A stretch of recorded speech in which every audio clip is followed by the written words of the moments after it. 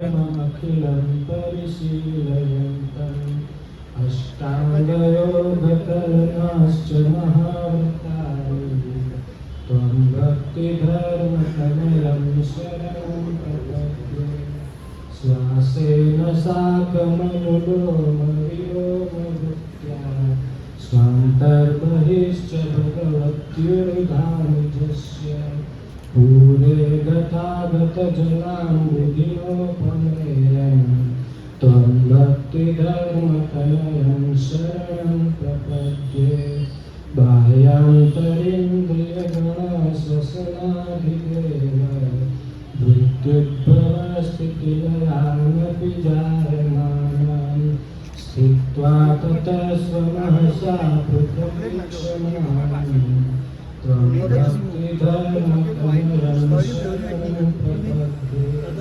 माया कृतितमो शुभवासनां कर्तुं निजङ्कमुरुधा भगवत्स्वरूपे निम्बीजसाङ्ख्यमतयोगसुयुक्तिभाजं त्वं भक्तिधर्मकमलं शरणं प्रपद्ये दिव्याकृतित्वसुमहस्तसुवासनानां संयमं प्रकटितुं च ततो रमायं सालम्बसाङ्ख्यपथयोगसुयुक्तिभाजं त्वं भक्तिधर्मकमलं शरणं प्रपद्ये कामततस्करनटव्यसनिर्विशङ्कर स्वस्वार्थसिद्धिर्वचेतसि नित्यम् नारायणं परमेव मुदा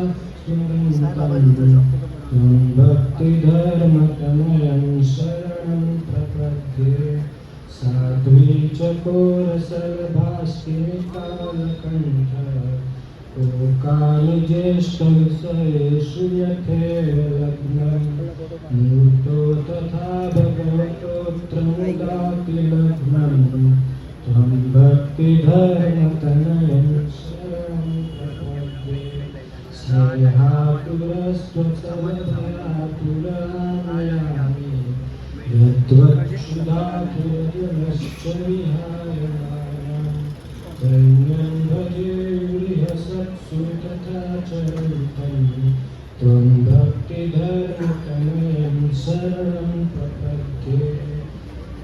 શ્રી સ્વામિનારાયણ ભગવાન જય. હવે આપણે શું આરતીમાં જોડાઈશું?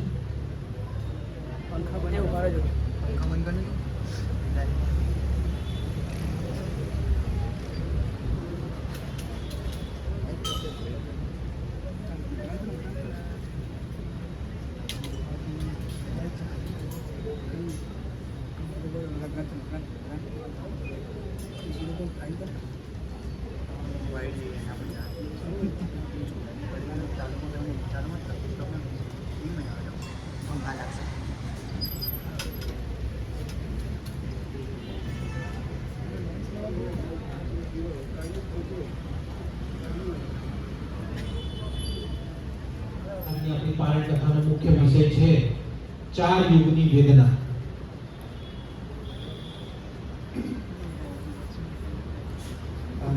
अंतरयामि परात्परं हितकरं सर्वोपरि श्रीहरि साकारं परब्रह्म सर्वशरणं कर्तादयासागरम् आराध्यं मम इष्टदेव प्रकटं सर्वावतारी प्रभु वन्दे दुःखहरं सदा सुखकरं श्री स्वामिनारायणं.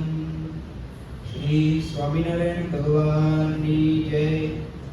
આજે યુવા પારાયણના પ્રથમ દિવસે આપણે હરિલીલામૃત ગ્રંથમાં કળશ 3 અને વિશ્રામ 4 માં ચાર યુગોની વેદનાના આખ્યાન પર પારાયણનો લાભ લઈશું.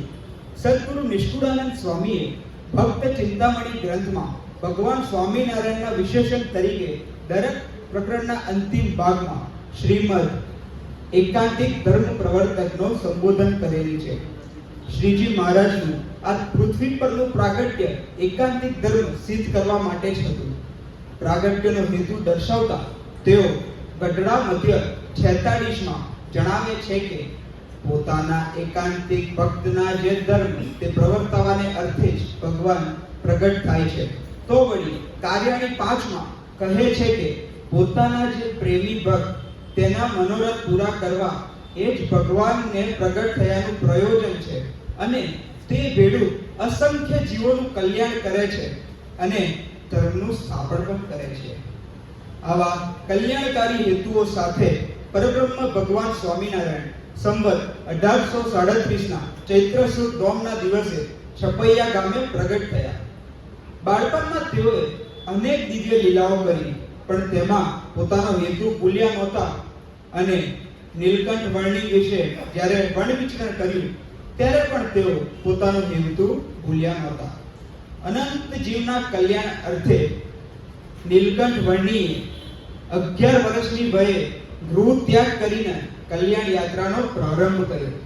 હવે આપણા બધાને થવું જોઈએ કે 11 વર્ષની ઉંમર એટલે આપણે નાના છોકરાઓ હોય છે, એ નાના છોકરાઓ રમત ગમત કરતા હોય, સ્કૂલે જતા હોય, એમનું મગજ છે રમત ગમતમાં હોય.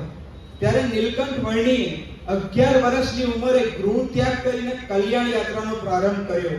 આ કોઈ સામાન્ય બાબત નથી. આજે આપણે દેખતા આજે એક છોકરો આવ્યો, આ છોકરો છે એની ઉંમર પણ 9-10 વર્ષની છે, તે પણ રમત ગમત કરે છે, પણ અહીંયા તો કલ્યાણકારી યાત્રાનો પ્રારંભ 11 વર્ષની વયે અને એ પણ ગૃહ ત્યાગ કરીને કર્યો. તેમને શરૂઆતમાં ઉત્તર કહેતા કે હિમાલયની વાત પકડી. તારીખ 16/9/1792 ના દિવસે વર્ણિરાજ કેદારનાથ મંદિરે પહોંચ્યા. કેદારનાથ મંદિરે દર્શન કરીને તેઓ બદ્રીનાથ પધાર્યા. અહીંથી આ આખ્યાનનો પ્રારંભ થાય છે.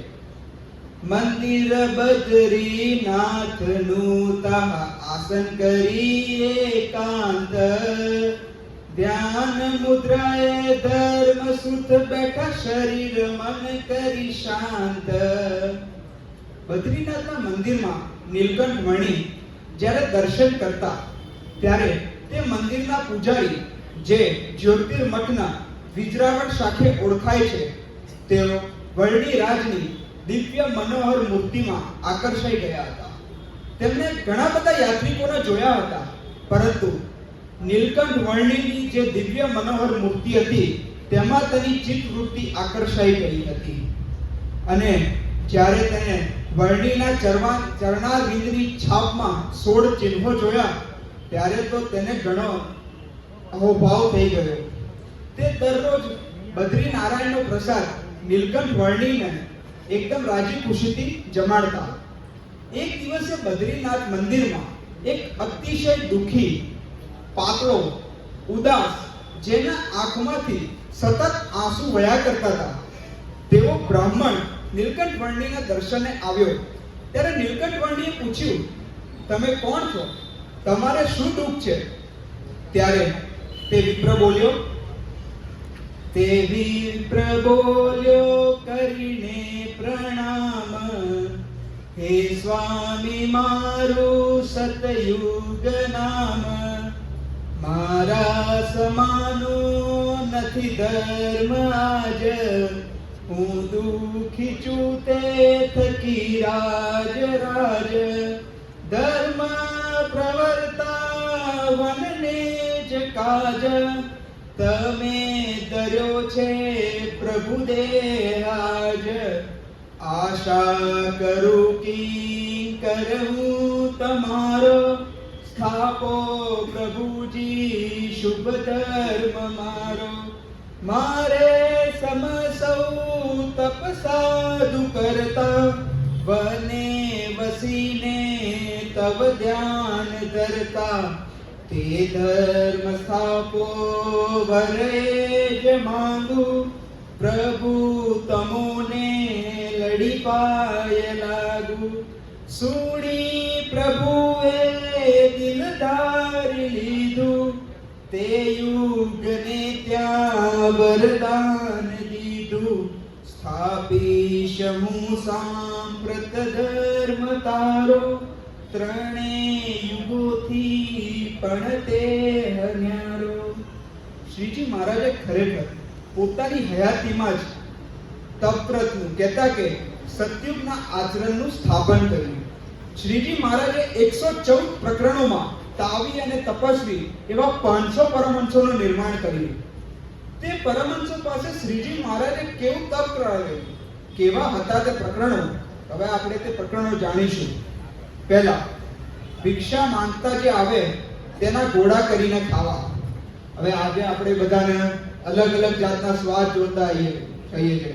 ઘરમાં દાળ હોય એમાં સહેજ મીઠું ઓછું પડી જાય તો પણ આપણને એવું થાય કે આ દાળમાં મીઠું ઓછું પડી ગયું, લોટમાં મીઠું વધારે પડી જાય તો આપણું મોઢું બગડી જાય છે. ત્યારે શ્રીજી મહારાજે પ્રકરણો ચલાવ્યા.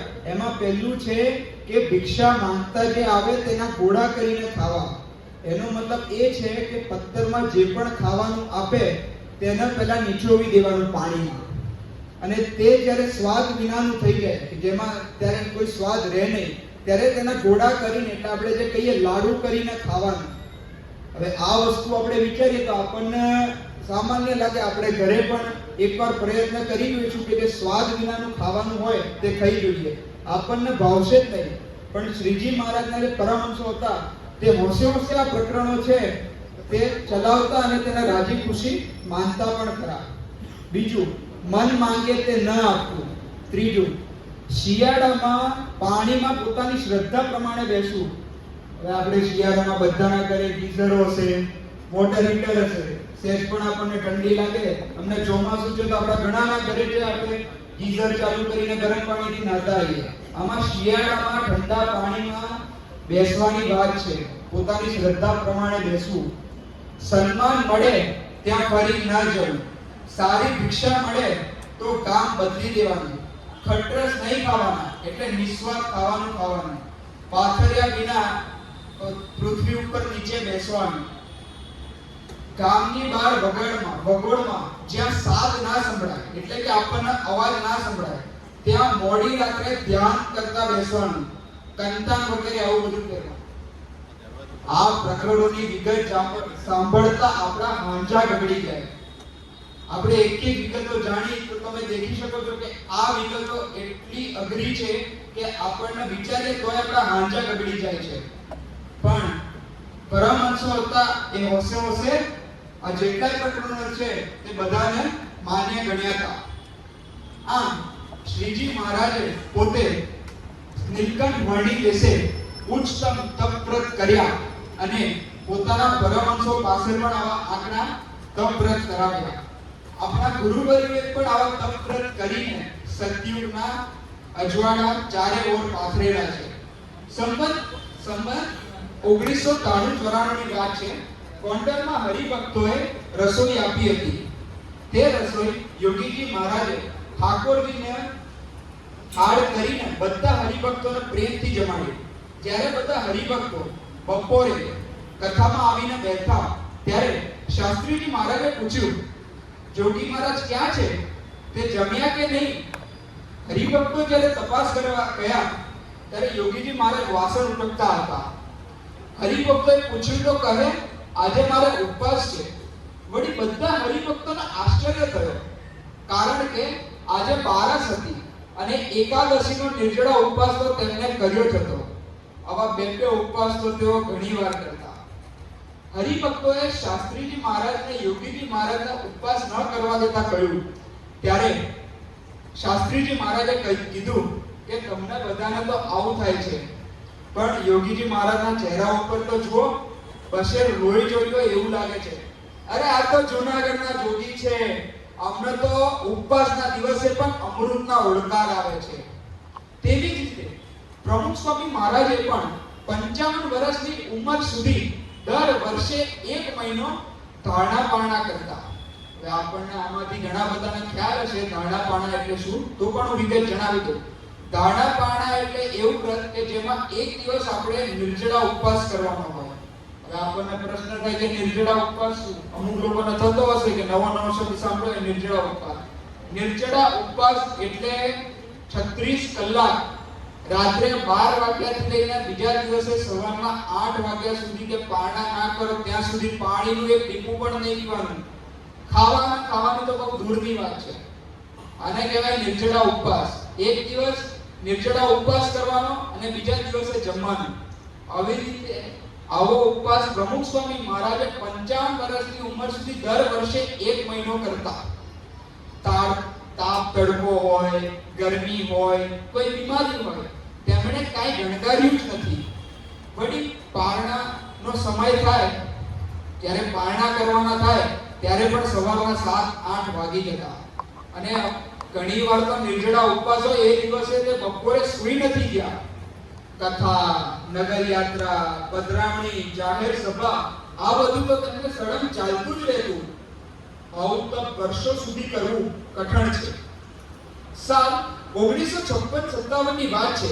વિનુભાઈ કહેતા કે આપણા મહાન સ્વામી મહારાજે યોગી બાપાના આજ્ઞાથી, યોગીજી મહારાજની આજ્ઞાથી નિર્જળા ઉપવાસ કર્યો હતો એકાદશીનો. બીજા દિવસે પારણાનું હતું ત્યારે મહાન સ્વામી યોગીજી મહારાજે કીધું કે આજે ઉપવાસ કરશો? તો તેમને સહેજે હા પાડી દીધી. તો આ બીજો દિવસ થયો. બરાબર? યુવક મિત્ર, આ બીજો દિવસ છે નિર્જળા ઉપવાસનો. આવી રીતે ત્રીજો દિવસ, ચોથો દિવસ, 5 દિવસ સુધી સળંગ આવું ચાલતું રહ્યું. મહાન સ્વામી મહારાજ લીંબુ શરબત બનાવીને યોગીજી મહારાજ પાસે જાય અને યોગીજી મહારાજ સહેજે કહી દેતા કે આજે ઉપવાસ કરશો, અને મહાન સ્વામી મહારાજ સરળતાથી હા પાડી દેતા. હવે આપણને સંતો બેઠા હોય અને આપણે દર્શન કરવા જઈએ અને સંતો આપણને નિર્જળા ઉપવાસ આપી દે તો આપણને કેવું થાય? આપણને એવું થાય કે અરે દર્શન કરવા ગયો અને નિર્જળા ઉપવાસ આપી દીધા. એટલે બીજી વાર આપણે વિચાર કરીએ. પણ વિનુભાઈ કહેતા કે મહાન સ્વામી મહારાજે સહેજ પણ વિચાર ના કર્યો. તેમને 5 દિવસ સુધી સળંગ નિર્જળા ઉપવાસ કર્યો. હવે છઠ્ઠા દિવસે તેમને એવું થયું કે આજે મારે લીંબુ પાણી બનાવીને જવું જ નથી. પણ યોગી બાબા કહેતા કે આપણા જેટલા પણ ગુરુવર્યો છે એ બધા અંતર્યામી હતા. યોગીજી મહારાજે તેમના હાથોથી જાતે લીંબુ શરબત બનાવીને રાખેલું અને તે મહાન સ્વામી મહારાજને પીવડાવીને પારણા કરાવડાવ્યા. આવા ગુરુવર્યોને મોક્ષ દર્શક અને માર્ગદર્શક સમજના આપણા સત્સંગ સમાજના યુવકો અને હરિભક્તો તેમના પગલે પગલે હોંશે હોંશે સદગુરુના અજવાળા પાથરી રહ્યું છે. હ્યુસ્ટન મંદિરમાં, હ્યુસ્ટન એક શહેરનું નામ છે જે અમેરિકા કહેતા કે યુએસએ માં આવ્યું છે. હ્યુસ્ટન મંદિરમાં 2006 માં વૈદિક કોન્ફરન્સનું આયોજન કરવામાં આવ્યું હતું. આ કોન્ફરન્સમાં દેશ વિદેશના ઘણા પંડિતો પધાર્યા હતા. પંડિતો માટે જમવાની વ્યવસ્થા મંદિરમાં જ કરવામાં આવી હતી. હવે તે દિવસે એકાદશી હતી, એટલે કે એકાદશીનો દિવસ હતો. ગરમી ખૂબ જ હતી. આપણા કિશોરો સવારે 8:30 વાગ્યાના સેવામાં આવી ગયા હતા. વળી બધા દેશ વિદેશના પંડિતો હતા એટલે એમના માટે રૂટીન ભોજન કહેતા કે અનાજયુક્ત ભોજન મંદિરમાં બનાવવામાં આવ્યું હતું. ત્યારે બીજી તરફ આપણા કિશોરોએ નિર્જળા ઉપવાસ કર્યો હતો. જ્યારે છેલ્લે 15-20 પંડિતો જમતા હતા ત્યારે તેમણે યુવકોને પૂછ્યું કે તમે ક્યારે જમશો? ત્યારે તે યુવકોએ જવાબ આપ્યો કે આજે અમારે નિર્જળા ઉપવાસ છે, એકાદશીનો નિર્જળા ઉપવાસ છે. ત્યારે તે પંડિતો બોલી ઉઠ્યા કે અમારા માટે શરમની વાત કહેવાય કે વૈદિક કોન્ફરન્સમાં આયા છે, એકાદશીનો દિવસ છે અને અનાજ ભોજન કહીએ છે, ત્યારે અહીંયા ઉછરેલા પ્રમુખ સ્વામી મહારાજના યુવકો તો એકાદશીના દિવસે નિર્જળા ઉપવાસ કરે છે.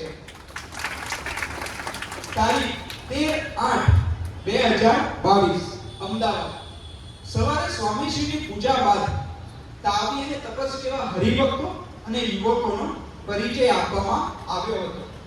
તેમાં ઈસનપુરના આર્યન પટેલે 30 દિવસના ખટરસ અને 30 કલાકના સરજડા ઉપવાસ કર્યા હતા. ઈસનપુરના ધર્મેશભાઈ પટેલે, શાહપુરના ધર્મેશભાઈ પટેલે 30 દિવસ ભગતજી વ્રત કર્યું હતું. સેટેલાઇટના આર્યનભાઈ પટેલે તો 93 કલાક નિર્જળા ઉપવાસ અને 61 કલાકના લીંબુ પાણી. એટલે આપણે દેખવા જઈએ તો 154 કલાક એટલે લગભગ 7 દિવસના ઉપવાસ કર્યા હતા અને તે દિવસે પદયાત્રા કરીને સ્વામીશ્રીના દર્શને આવ્યા હતા. અરે એક મહિલા હરિભક્તે તો 4 મહિના સુધી પાક્કા દાણા-પાણા કર્યા હતા. પાક્કા દાણા-પાણામાં તો એક દિવસ દિલચડા અને બીજા દિવસ જમવાનું.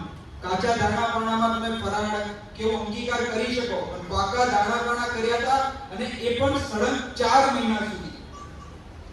તારીખ 26/7/2020 નેપુર સેવક સંતે ટોરન્ટોના વેદ પટેલ, ટોરન્ટો કેનેડામાં એક શહેર છે, તેનું નામ છે. તેમાં વેદ પટેલ નામનો એક બાળક હતો. તેની વાત કરતા કહ્યું કે સ્વામીશ્રી તેના પિતા ભાવેશભાઈનો મેસેજ આવ્યો હતો કે વેદની ઉંમર ફક્ત 4.5 વર્ષની છે, પણ તેને એક ટાણા આરંભ્યા છે. 4.5 વર્ષના નાના છોકરાએ શ્રાવણ મહિનામાં એક ટાણા આરંભ્યા હતા અને અહીંયા જ્યાં પૂરું નથી થતું તેમાં પણ તેને વિશેષ નિયમ લીધો હતો. ચોકલેટ, ચીઝ અને સિરિયલ આ ત્રણેયનો તેને ત્યાગ કર્યો હતો. એટલે આત્મ સ્વરૂપદાસ સ્વામીશ્રી સાથે હતા. તેમણે કીધું કે આટલા નાના બાળકે ઉપવાસ કર્યો અને એ પણ પરદેશમાં, અને એ પણ આ બધું વસ્તુ ત્યાગ કરીને બહુ કહેવાય. સ્વામીશ્રીએ પણ મસ્તક હલાઈને હા પાડી. પછી સ્વામીશ્રી આશીર્વાદ અર્પતા બોલ્યા કે તમારી તપની રુચિ જોઈને શ્રીજી મહારાજ, યોગીજી મહારાજ, પ્રમુખ સ્વામી મહારાજ બધા જ રાજી થયા છે. તપઃ પ્રિયાય નમઃ. અને આપણને ખબર જ છે કે વિદેશમાં તો ચોકલેટ, આપણે ચીઝ તો બહુ સામાન્ય વસ્તુ છે. અહીંયા નહીં પણ ફોરેનમાં ચોકલેટ ને ચીઝ ને બધું તો સામાન્ય છે.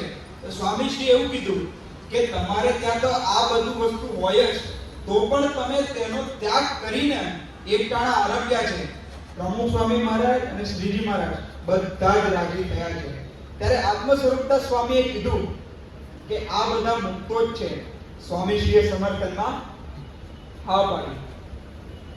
તારીખ 22/4/2017 અમદાવાદનો પ્રસંગ છે. ન્યૂ રાણીપમાં વિશાલભાઈનો નાનો છોકરો યોગી, જેની ઉંમર ફક્ત 6 વર્ષની છે. 6 વર્ષના દિવસે તેનો જન્મદિવસ હતો. એ દિવસે તે બાળકે 30 કલાકના સર્જડા ઉપવાસ કર્યા હતા. તે જ્યારે સ્વામીશ્રીના દર્શને આવ્યા ત્યારે સ્વામીશ્રીએ તેના મોઢામાં ચોકલેટ મૂકી અને તેને આશીર્વાદ આપ્યા.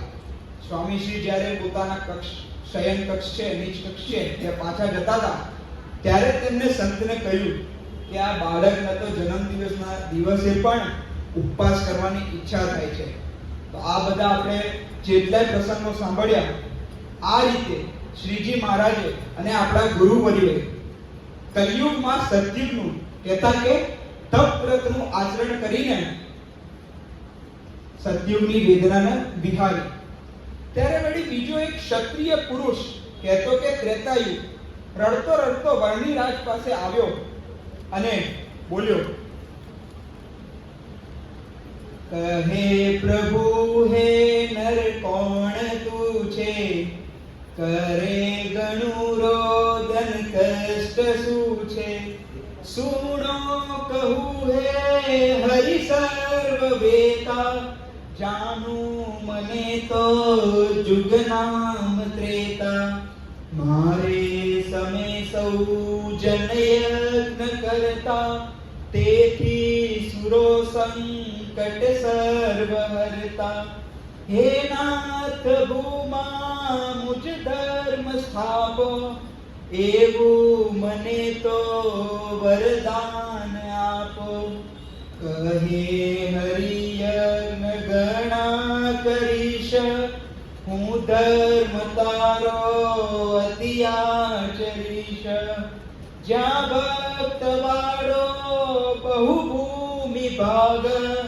વિશેષ થાશે તહીં વિષ્ણુ યાગ, એવું પ્રભુએ વરદાન આપ્યું, ત્રેતા તણુ સંકટ સર્વ કાપ્યું.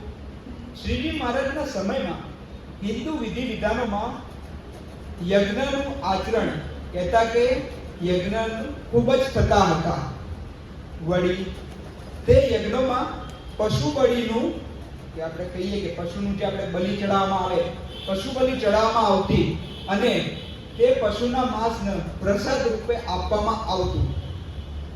તે સમયે માંસ ભક્ષણની લાલુપતાના કારણે હિંસામય યજ્ઞનું પ્રમાણ ખૂબ જ હતું. શ્રીજી મહારાજે ત્રેતા યુગમાં અહિંસામય યજ્ઞનું સ્થાપન કરીને ત્રેતા યુગની વેદના બિહારી. ભુજમાં જગજીવન મહેતા નામનો એક બ્રાહ્મણ હતો. તે બ્રાહ્મણ ભુજના રાજા દેવજીના 8 દીવાનોમાંનો એક દીવાન. જગજીવન શક્તિપતિ એટલે કે માતાનો ભક્ત. તેને ષટચંડી યજ્ઞ કરાવ્યો. આ યજ્ઞ હિંસામય હતો. તેમાં દેવી પ્રસન્ન થાય તે હેતુથી તે યજ્ઞમાં ઘેટા બકરાનો ભોગ આપવો તેવું તેને નક્કી કરેલું. વેદ્યા બ્રાહ્મણો મંત્રોચ્ચાર કરીને આહુતિઓ આપતા હતા. કુંડમાં અગ્નિની જ્વાલા ભળ બળતી હતી. બકરાના કપાળમાં કુમકુમનો ચાંદલો અને ગળામાં હાર પહેરાવીને તેને યજ્ઞમાં હોમવા માટે તૈયાર કરાવ્યા હતા. જગજીવને શ્રીજી મહારાજને પણ આ યજ્ઞમાં પધારવા માટે આમંત્રણ આપ્યું હતું. શ્રીજી મહારાજને આ વાતની ખબર પડી કે આ યજ્ઞ તો હિંસામય છે. તો શ્રીજી મહારાજ જગજીવનના યજ્ઞ મંડપમાં પધાર્યા. શ્રીજી મહારાજે બ્રાહ્મણોની અને સંતોની લક્ષણોની અને ધર્મોની વાત કરી અને તે સિદ્ધાંત આપ્યો કે આપણે અહિંસામય યજ્ઞ કરવો જોઈએ. વળી સુપાત્ર બ્રાહ્મણ હોય તેમને ધર્મની મર્યાદામાં રહીને યજ્ઞ કરવા જોઈએ. પછી મહારાજે સંબોધ્યું કે અજેન યજેત, એટલે આપણે અજ કહીએ. અજ એટલે ઘેટા બકરા કાપીને યજ્ઞમાં હોમીને યજ્ઞ કરવો તેવું નહીં, પણ અજ એટલે કે 4-5 વર્ષ જૂની ડાંગર જે ઉગે તેવી ના હોય તેને યજ્ઞમાં હોમીને યજ્ઞ કરવો. પછી મહારાજે કીધું કે જેટલાય સુપાત્ર બ્રાહ્મણો છે તેમને ધર્મની મર્યાદામાં રહીને ડાંગર, તલ, જવ, શ્રીફળ આ જે ભૂત દ્રવ્યો છે તેની આહુતિ આપીને યજ્ઞો કરવા. આવું મહારાજે શાસ્ત્રોક્તના વિધિ વિધાન પ્રમાણે ઘણી શાસ્ત્રોપચાર કર્યો. જગજીવને એની સામે ઘણી દલીલો કરી, પણ શ્રીજી મહારાજના શાસ્ત્રોક્ત સામે તેની એકેય દલીલ ચાલી નહીં અને શ્રીજી મહારાજના શાસ્ત્રોક્તનો વિજય થયો અને અહિંસામય યજ્ઞો સાચા થયા. હવે અનેક લોકોના વિરોધના સામે શ્રીજી મહારાજે ડભાણમાં અને જેતલપુરમાં અહિંસામય યજ્ઞો કરીને લાખો હરિભક્તો અને લોકોને જમાડ્યા. અને ત્યાં એક સિદ્ધાંત જે આપણા શાસ્ત્રોમાં સિદ્ધાંત કહેવાય છે કે અહિંસા પરમો ધર્મ, અર્થાત અહિંસા જ પરમ શ્રેષ્ઠ ધર્મ છે. ગઢપુરની વાત છે. એકવાર શ્રીજી મહારાજ ગઢપુરમાં હતા. ગઢપુર કે આપણે ગઢડા જે ગામ છે ત્યાંની વાત થાય છે. શ્રીજી મહારાજ ત્યાં બિરાજમાન હતા ત્યારે શ્રીજી મહારાજે કીધું કે જે લોકો માંસ, માછલી અને તેને મારીને ખાય છે તેની રજે રજ ભગવાનને ત્યાં લખાય છે અને તે અહીંયા જેવું વર્તન તે પશુને એમના જોડે કરે છે તેવું જ વર્તન ત્યાં તેની જોડે થાય છે. આવી રીતે શ્રીજી મહારાજે અહિંસામય યજ્ઞો કરીને ત્રેતાયુગ કહેતા કે કોઈ તો બોલો, ચલો વાંધો નહીં. ત્રેતાયુગમાં અહિંસામય યજ્ઞો કરાવીને ત્રેતાયુગની વેદનાને બિહારી. ત્યાં વળી એક વૈશ્ય એટલે કે વણિક રૂપે દ્વાપર યુગ નીલકંઠ વર્ણિક પાસે આવ્યો અને બોલ્યો, તેને વળી શ્રી હરિ એમ પૂછે, શું કષ્ટ છે ને નર કોણ તું છે? ત્યારે કહે દ્વાપર નામ મારું, ઈચ્છું સદા હું શરણ તમારું. મારા સમામાં તજી અન્ય ચર્ચા, સૌ લોક કરતા સુરમૂર્તિ અર્ચા.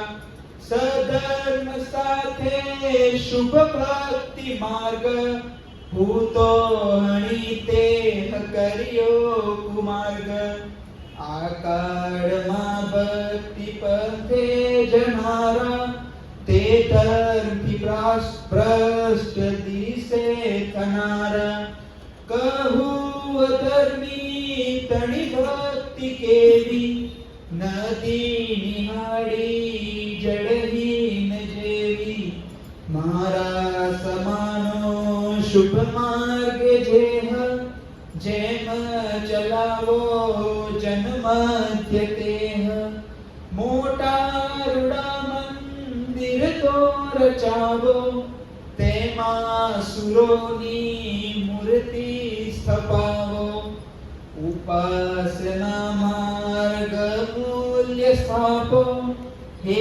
નાથ એવું વરદાન આપો કહે પ્રભુ તું સુણ બોલ મારો સ્થાપીશ હું ભૂતળ ધર્મ તારો મોટા રૂડા મંદિર તો રચાવું ઘણે પ્રકારે પ્રતિમા પૂજાવું ઉપાસના માર્ગ મૂલ્ય એહ સ્થાપીશ સધર્મ સમેત તેહ શ્રીજી મહારાજે દ્વાપર યુગની વેદના પોકાર સાંભળીને આ ધરા પર રૂડા મંદિરો રચાવ્યા. શ્રીજી મહારાજે પોતાના જીવન કાળમાં 6 શિખરબંધ મંદિરો રચાવ્યા અને તે મંદિરો પણ કેવા તો પ્રસિદ્ધ લેખક કિશોર મશરૂવાલા કહેતા કે જગતના ત્રિવિધ ત્રસ્તથી વ્યક્તિ ત્રાસી ગયો હોય, જગતના ત્રિવિધ ત્રસ્તથી અગર વ્યક્તિ ત્રાસી ગયો હોય અને તે જો સ્વામિનારાયણ મંદિરના ઘુમ્મટના નીચે આવીને બેસે તો તેને માથે શીતળતાના બુંદ વરસે. ભારતના પ્રસિદ્ધ કાર્ટૂનિસ્ટ અને નાસ્તિક એવા આર.કે. લક્ષ્મણ 2005માં દિલ્હી અક્ષરધામ મંદિરે દર્શન કરવા આવ્યા હતા. દિલ્હી અક્ષરધામ મંદિરના દર્શન કરીને તેઓ એકદમ ભાવ વિભોર થઈ ગયા અને પછી બોલી ઉઠ્યા કે જો મેં આ અક્ષરધામ જોયું ના હોત તો હું બહુ મોટા લાભથી વંચિત રહી જાત. મેં આખું અક્ષરધામ જોયું, હું નક્ષિક અભિભૂત થઈ ગયો છું. અને પછી તે પોતાની સ્વાભાવિક પ્રકૃતિ પ્રમાણે બોલે છે કે મેં જીવનભર દરેક જગ્યાએ ટીકા કરી છે, પણ આ અક્ષરધામ જોઈને મને એવું થાય છે કે અહીં ટીકાનો કોઈ અવકાશ જ નથી. અહીં આવનાર સૌને શુદ્ધતા અને શીતળતાનો અનુભવ થાય છે. 1 લાખ કરતા પણ વધારે ઓપન હાર્ટ બાયપાસ સર્જરી કરનાર અને 1000 કરતા પણ વધુ હાર્ટ ટ્રાન્સપ્લાન્ટ કરનાર વિશ્વ પ્રસિદ્ધ સર્જન ડોક્ટર ડેન્ટન કુલી 2004માં હ્યુસ્ટન મંદિરના દર્શને પધાર્યા હતા અને ત્યાં હ્યુસ્ટન મંદિરના દર્શન કરીને તેઓ ભાવ વિભક્ત થઈને બોલી ઉઠ્યા હતા કે આ મંદિર એક હીરા જેવું છે. મારી દ્રષ્ટિએ બધા જ મંદિરોમાંનું આ મંદિર રત્ન સમાન છે. અગત્યનું તો એ છે કે અહીં આવતા અત્યંત શાંતિનો અનુભવ થાય છે અને પ્રેરણા મળે છે. આના જેવા જ આપણે રોબિન્સવિલે અક્ષરધામ, આબુધાબીમાં આપણે બીએપીએસ સ્વામિનારાયણ મંદિર છે, એવા 1500 મંદિરો છે જે લાખો લોકોને સુખનો અનુભવ કરાવે છે. આવી રીતે શ્રીજી મહારાજે દ્વાપર યુગની વેદના રૂડા મંદિરો બાંધીને વિદાય. હવે આપણે આજે મંદિરે પધાર્યા છે, બરાબર? આપણે આખા દિવસમાં કેટલું પણ ટેન્શન હોય, આપણને ઘણું બધું કામ હોય, બધી રીતના વ્યવહારિક સાંસારિક જેટલા પણ કામ છે, આપણે તે બધું કામ મૂકીને અત્યારે મંદિરમાં આવીએ છીએ તો આપણને બધાને ખબર છે કે આપણને એકદમ શાંતિનો અનુભવ થતો હોય છે. જેટલાય ટેન્શનો છે એ થોડાક ટાઈમ માટે નષ્ટ પામી જાય છે. આપણે જ્યારે ભગવાનની ભક્તિ કરીએ છીએ ત્યારે પણ આપણને એવો અનુભવ થતો હોય છે. સવારે આપણે નિત્ય પૂજા કરીએ છીએ ત્યારે પણ આપણને આવો અનુભવ થતો હોય છે. મૂળ તો જ્યારે મંદિરમાં આવીને ભગવાનના દર્શન કરીએ ત્યારે આપણને તેનો અનુભવ વધારે થતો હોય છે. હવે જ્યારે સતયુગ, ત્રેતાયુગ અને કલિયુગ આમ 3 યુગની વેદના વિહારી શ્રીજી મહારાજે જ્યારે 3 યુગની વેદના વિહારી, ત્યારે કડી કહેતા કે કલિયુગને ચિંતા બેઠી કે શ્રીજી મહારાજે તપ, યજ્ઞ અને મંદિરો છે તે બધા સ્થાપ્યા અને આચરણ કરાવડાવ્યું, તો હું ક્યાં જઈશ? ત્યારે કલિયુગ ભીલના વેશ ધારીને, ભીલનો વેશ ધારીને નીલકંઠ મણિ પાસે રડતો રડતો આવે છે અને બોલે છે, બીજા જુગોના બહુ વર્ષ કીધા, મને પૂરા પંચ લખે ન દીધા, તેમાં હરો છો વળી જોર મારું, આ કષ્ટ ક્યાં જે હરી હું ઉચારું, મારે સમે જ્ઞાન વિરાગ જાય, કુસમ નિકલેશ વિશેષ થાય, હે નાથ જો ભૂતળ ધર્મ સ્થાપો, મને તમે આશ્રય કાંઈ આપો, કહે હરિધર્મ રૂડો હરીશ, શિક્ષાપત્રી શુભ રચીશ, જે લોક તે પત્રી પ્રમાણ ચાલે, તારે જવું ત્યાં નહીં કોઈ કાઢે, કરે જ ઉલ્લંઘન વાક્ય મારું, ત્યાં વાસ જે સર્વ કુટુંબ તારું, થયો સુણીને કડી કાઢ રાજી, ગયો તાતી નિજ સરને સાજી.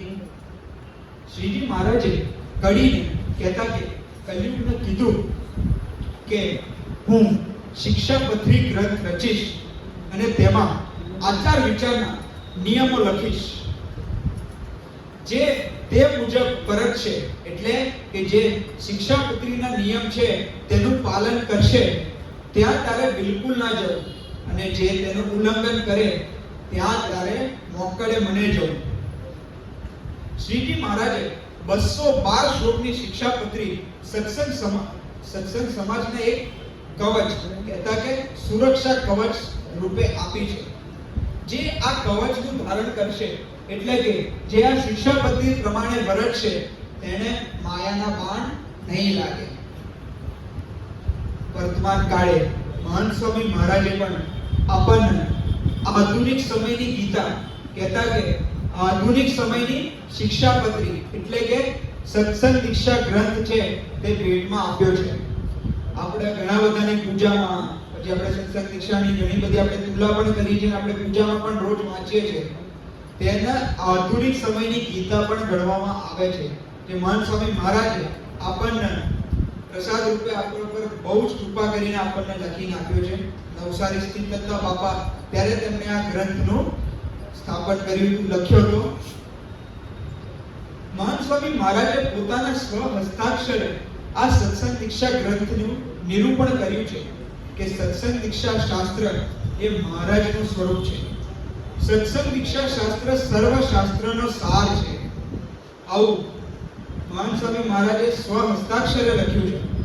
સત્સંગ દીક્ષા શાસ્ત્રોની હજારો તુલા કરીએ તો પણ ઓછી છે. આવી રીતે આપણે દેખ્યું કે ભાઈ સત્સંગ દીક્ષા શિક્ષાપત્રી જે ગ્રંથ છે તેના આપણે જે નિયમ ધર્મ છે તે પાડીશું તો આપણને માયાના બાણ નહીં વાગે. કલિકાળમાં કડીનો પ્રવેશ ન થવા દેવો હોય તો નિયમનું કવચ ધારણ કરવું જ પડશે. અને આપણે ઘણા બધાની આમાંથી યુવા અવસ્થા છે, બરાબર? તો યુવા અવસ્થામાં આપણે કયો નિયમ વિશેષ કરવો? તો 2023માં અમદાવાદમાં સ્વામીશ્રી બિરાજમાન હતા, ત્યારે તેમને પ્રશ્ન પૂછવામાં આવ્યો કે અત્યારે યુવા અવસ્થામાં કયો એવો નિયમ છે કે જે સર્વશ્રેષ્ઠ છે, કે બહુ જ મહત્વનો છે? ત્યારે મહંત સ્વામી મહારાજે કીધું હતું કે સ્ત્રી પુરુષની મર્યાદા. શ્રીજી મહારાજના સમયમાં પણ 10 વર્ષનો બાળક અને જે બાળક અને બાલિકા હતા તે સાથે બેસતા નતા અને સાથે વાત નતા કરતા. તે સમયથી ચાલે છે. પણ અત્યારે આપણે તો બધા બહુ જ ભાગ્યશાળી છે કે આપણને સત્સંગનો આશ્રય મળ્યો છે.